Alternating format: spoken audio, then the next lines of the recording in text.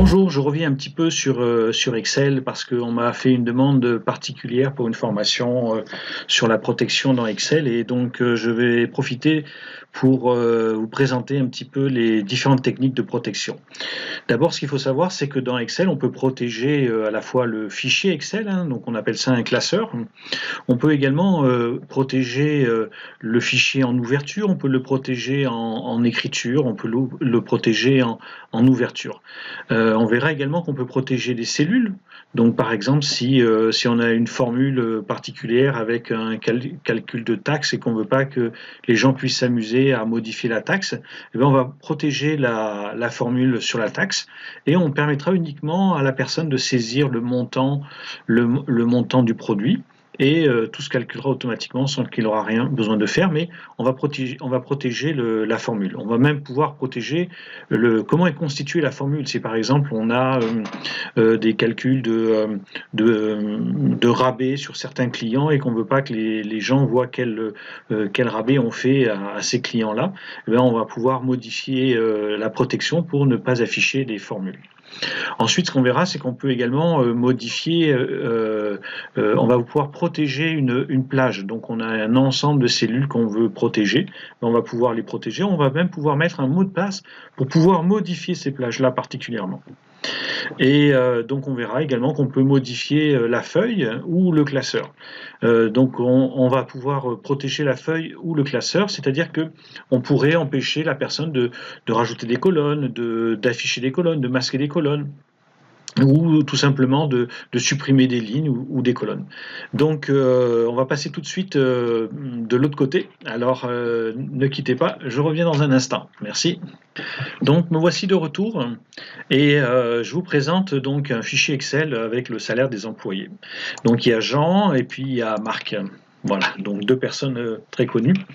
Et donc ce fichier, ce classeur, hein, on parle d'Excel, donc dans Excel on est dans un classeur, hein, dans Word on est dans des documents et puis dans Excel on est dans des classeurs. J'aimerais l'enregistrer, mais ce que j'aimerais c'est que personne ne puisse l'ouvrir sans le mot de passe, parce qu'il y a des données confidentielles et je ne veux pas que les gens puissent y accéder. Donc je vais vous montrer une première méthode. On va faire fichier, on va faire enregistrer sous, on va faire ici parcourir. Et pour mon exercice, je vais l'enregistrer sur le bureau et dans un dossier que j'ai appelé salaire. Donc c'est juste pour l'exercice parce que d'habitude, j'enregistre rien sur le bureau. Ici, je vais lui donner un nom, je vais l'appeler salaire par exemple. Avant de cliquer sur le bouton enregistrer, ici on a un bouton option qui est un petit peu caché, hein. Si vous cliquez sur la petite flèche, on a ici option générale. Je clique sur option générale et là, j'ai une fenêtre qui s'ouvre. Et vous voyez que c'est ici qui me propose d'ouvrir avec un mot de passe en lecture et d'avoir un mot de passe également en modification. Ce qui veut dire que si je coche ici un mot de passe en lecture, la personne, si elle ne connaît pas le mot de passe, ben, elle ne pourra pas l'ouvrir. Si elle connaît le mot de passe et qu'elle peut l'ouvrir, peut-être qu'elle ne pourra pas le modifier. C'est-à-dire qu'elle peut aller voir le salaire des employés, mais je ne veux pas qu'elle commence à changer le salaire des employés. Donc je vais vous montrer les deux tests. Je vais marquer ici mot de passe pour la lecture. Je vais mettre 1, 2, 3 pour mon test. Et mot de passe pour la modification, je vais mettre 1, 2, 3 également. Je fais OK. Il me redemande un mot de passe pour la lecture, 1, 2, 3, et il me redemande un mot de passe pour la modification, je fais 1, 2, 3. Maintenant, j'enregistre mon fichier, comme d'habitude, en cliquant sur Enregistrer. À première vue, rien de spécial, le fichier est bien enregistré. Je vais donc maintenant le fermer. Fichier, fermé, et je vais le rouvrir. Fichier, ouvrir. Donc il apparaît ici dans les derniers classeurs sur lesquels j'ai travaillé. Je vais cliquer dessus pour l'ouvrir. Et là, il me demande un premier mot de passe. Il me dit quel mot de passe pour pouvoir l'ouvrir. Si je ne le connais pas, je fais OK, ben, je ne pourrai jamais l'ouvrir. Donc je suis coincé. Alors maintenant, je vais le rouvrir. Donc je refais fichier. Je fais ouvrir et je vais revenir sur mon fichier que j'ai appelé salaire qui est ici. Je l'ouvre. Je vais pouvoir mettre le mot de passe pour pouvoir ouvrir mon fichier. Donc je mets 1, 2, 3. Je fais OK. Il me dit, est-ce que vous voulez le modifier? Mais comme je ne connais pas le mot de passe, ben, je vais faire lecture seule seulement. À partir de là, je peux quand même venir changer les données, mais si vous regardez là-haut dans la barre de titre, le fichier est en lecture seule. Ça veut dire que si j'essaie de l'enregistrer en cliquant sur enregistrer, il me dit, ah non, nous ne pouvons pas, il est en lecture seule. Je fais OK. Il va quand même m'autoriser à lui donner un autre nom. Donc je pourrais l'appeler copie de salaire et l'enregistrer comme copie de salaire. Mais je ne pourrais pas modifier mon original. D'accord? Donc il nous autorise à l'ouvrir, parce qu'on a mis le mot de passe pour l'ouverture. On n'a pas mis le mot de passe pour le modifier, donc il nous propose de le modifier, mais on ne pourra jamais écraser le fichier existant. Et je vais faire fermer, fichier, fermer. Je vais le rouvrir, mais ce coup-ci, je vais mettre le mot de passe pour l'ouverture et le mot de passe pour la modification. Je clique sur mon salaire. Mot de passe pour l'ouverture, 1, 2, 3. Mot de passe pour les modifications, 1, 2, 3. Alors à ce moment-là, si je fais OK, vous voyez dans la barre de titre ici, je suis bien ouvert et je ne suis pas en lecture seule. Je vais pouvoir modifier ici le salaire et il m'autorise. Si je fais enregistrer, je viens de modifier mon original. Donc ça c'est parfait pour la première étape, ce qui est l'étape de modification, d'affecter un mot de passe à l'ouverture et un mot de passe à la modification. Alors je continue maintenant avec la protection des cellules. Ce qu'il faut savoir dans Excel, c'est que toutes les cellules par défaut sont protégées. Je vous montre comment ça se passe. Je clique ici dans la cellule A1. Je pourrais cliquer dans n'importe quelle cellule, ça serait exactement la même chose. Je vais cliquer avec le bouton droit et je vais venir cliquer ici sur Format de cellule. Et ici, j'ai plusieurs onglets. J'arrive ici dans l'onglet Protection et je vois que cette cellule est protégée et verrouillée. D'accord? Ça veut dire que par défaut, elles sont toutes verrouillées. Je fais OK. Ici, si je viens dans l'onglet Révision, j'ai des boutons qu'on va regarder qui s'appellent Protéger la feuille. Si je protège la feuille, il me demande si je veux mettre un mot de passe, il me propose plusieurs protections. Pour l'instant, je lui fais confiance et je fais simplement OK. Ben, vu que toutes mes feuilles sont protégées, ça veut dire que je ne peux rien modifier. Si j'essaie de modifier quelque chose, il n'est pas content, il me crie après et donc ça ne marche pas. Donc, ce que je vais faire, je vais revenir ici pour ôter la protection. Comme je n'avais pas mis de mot de passe, il enlève directement. Ce que j'aimerais, c'est que ces deux cellules qui sont ici, qui sont les salaires, ben, l'utilisateur puisse les modifier pour corriger ces salaires-là. Donc je vais les sélectionner, je clique, je glisse, je clique avec le bouton droit, et ici je fais format de cellule comme on vient de le voir. Ce coup-ci, je vais déverrouiller ces deux cellules uniquement.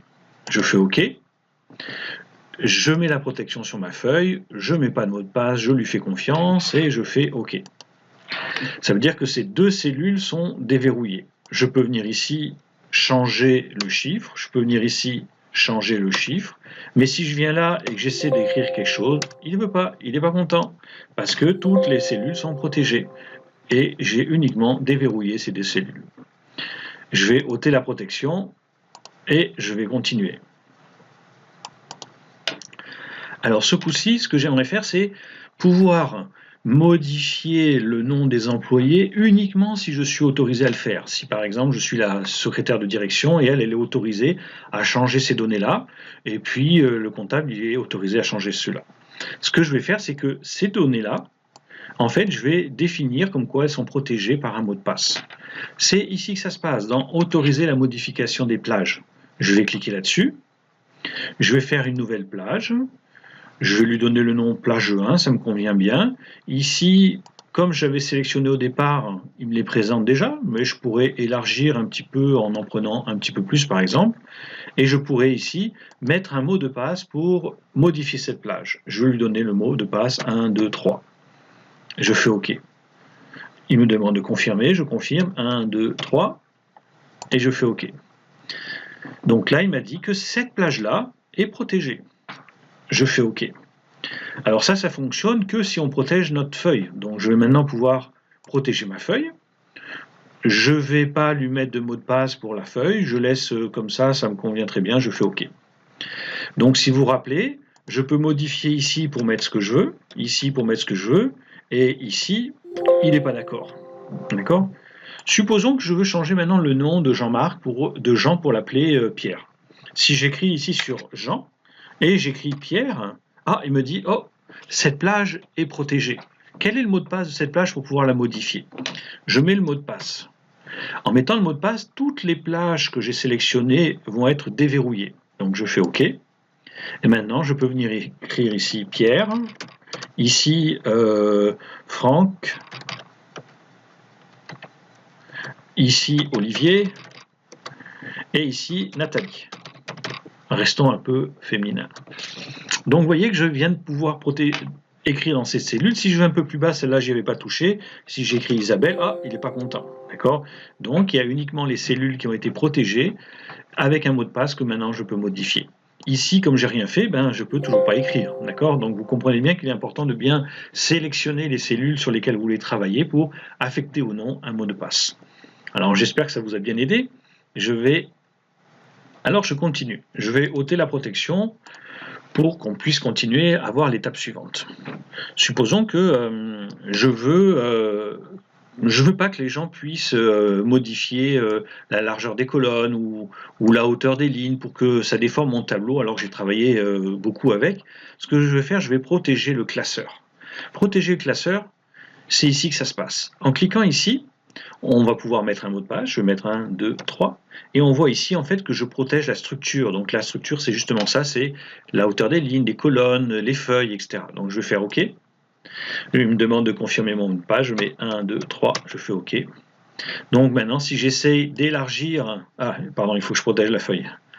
Protéger la feuille, je ne mets pas de mot de passe. OK, si j'essaie d'élargir, il ne veut pas, parce que mon classeur est protégé. Si je fais clic droit, j'essaie d'insérer des feuilles, il ne veut pas.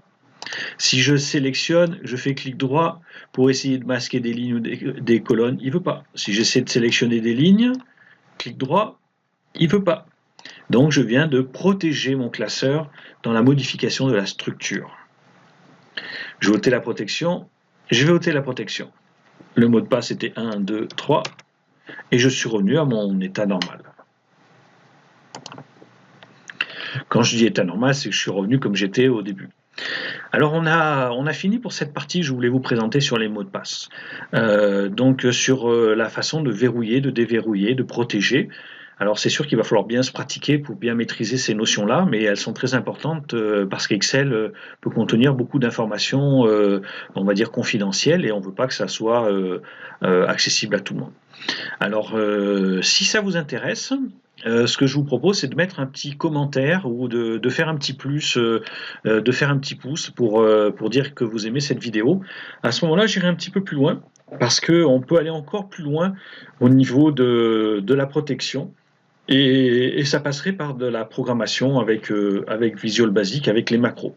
Donc si ça vous intéresse d'avoir une vidéo sur les macros, alors mettez un commentaire ou mettez j'aime, abonnez-vous, et puis moi je verrai que vous êtes sensible à ça, et j'irai un petit peu plus loin pour vous donner ces informations. Je vous dis à bientôt, et puis bonne pratique avec Excel. Excel, c'est excellent. Au revoir.